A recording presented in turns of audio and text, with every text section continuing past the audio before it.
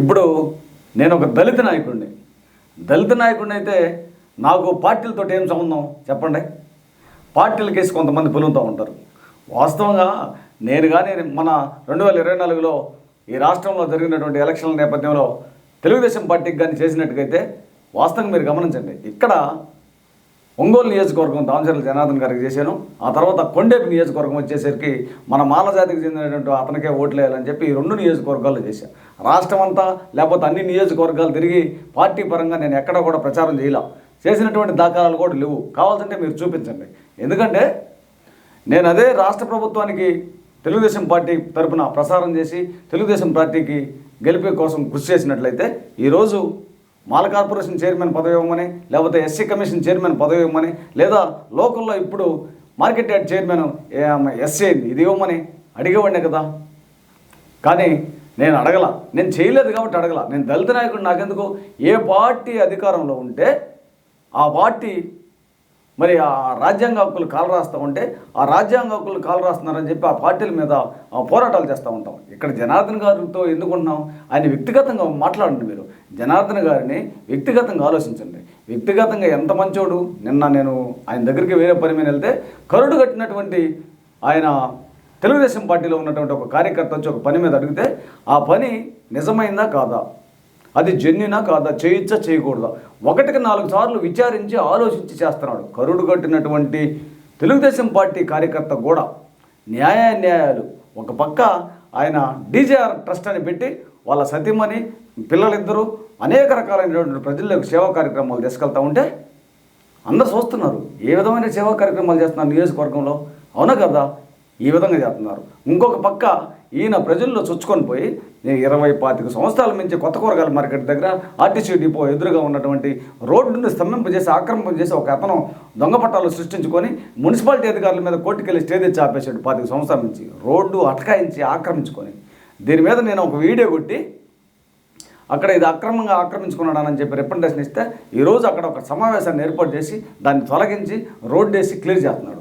ఇంకొక చోట మరి అగ్రహారం గేటు దగ్గర, ఈ గేటు దగ్గర బాగా ఇబ్బంది అవుతుంది, గేటు అవతల 7,000-8,000 మంది జనం ఉన్నారన్న అని చెబితే అక్కడ వెంటనే అది శాంక్షన్ చేపించి ఆడ అండర్ గ్రౌండ్ తయారు చేపిస్తున్నాడు. ఈ పోతురోజు కాలువ కానీ ఇది కొత్తపట్నం మండలం మడనూరు పోయే సోరాటిపాలెం మీదగా పోయేటటువంటి బకింగం కెనాల్ మీద బ్రిడ్జి అది 40-50 సంవత్సరాల ఉందన్న పాడుపడిపోయింది. అక్కడ ఎన్నో యాక్సిడెంట్లు జరుగుతున్నాయి. దీన్ని కూడా పెద్దదిగా చేయాలని చెప్పి ఈ రిప్రజెంటేషన్లు ఇవ్వడం జరిగింది.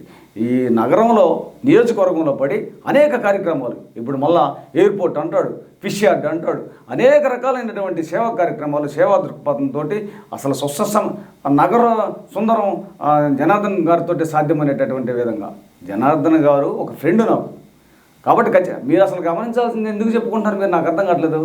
నేను ఖచ్చితంగా జనార్దన్ గారికి చేశా, పార్టీకి చేయలా, వ్యక్తిగతంగా ఫ్రెండ్ ఆయన నాకు. అదేవిధంగా కొండేపులు ఎందుకు చేయాల్సి వచ్చిందంటే కొండేపులు అవతల మాదిగ సామాజిక వర్గానికి చెందినటువంటి వ్యక్తి పోటీ చేశాడు కాబట్టి, మాల సామాజిక వర్గానికి చెందినటువంటి వ్యక్తి టీడీపీలో ఉన్నాడు కాబట్టి ఎవరైనా సరే మనకు చెడోడైనా పొడోడైనా మన కులపోడిని మనం బాగొట్టుకోకూడదని చెప్పి అందుకని అక్కడ ప్రచారం చేయడం జరిగింది. నేను మీరు గమనించుకోవాలి. ఇప్పుడు జరిగేటటువంటి పరిణామాల్లో రేపు ఎస్సీ వర్గీకరణ జరిగితే అసెంబ్లీ ముట్టడిస్తా. మీ అందరికంటే ముందు జాతి కోసం ఆత్మహత్య కూడా ప్రయత్నానికి కూడా పాల్పడేటట్టు విధంగా నేను తెగబడి ఉన్నా. జాతి కోసం ఏదైనా చేయడానికి సంసిద్ధంగా ఉన్నా. నేను మీలాగా చాటు మార్గంగా మాట్లాడుకోవడం కాదు. మీరు గుంటూరులో ఉండో, విజయవాడలో ఉండో, లేకపోతే హైదరాబాద్లో ఉండే మాట్లాడటం కాదు.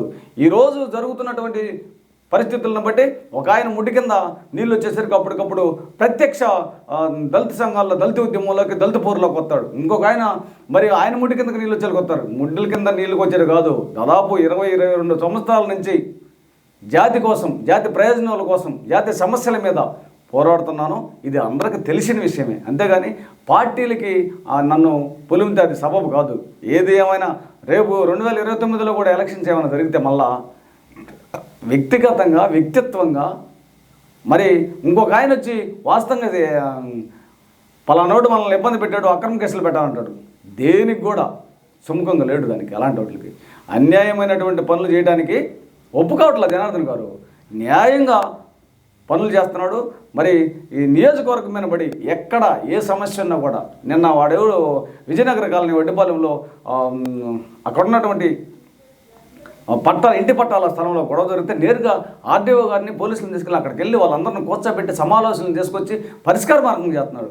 ఈ విధంగా చేసేటటువంటి జనార్దన్ గారిని అభినందించడం తప్పే ఉంది? అది తప్పు కాదు. ఇక్కడ ఫ్రెండ్షిప్పే. మరి మన ఉద్యమమే. కాబట్టి నన్ను పార్టీలకి ఏనాడు కూడా పొలమొద్దని ఆంధ్రప్రదేశ్ రాష్ట్ర మాలమహానాడుతానని నేను బతికినంతకాలం ఉద్యమ పోరులోనే ప్రజాక్షేత్రంలోనే ఉండి జాతి కోసమే పనిచేస్తానని తెలియజేస్తున్నాను.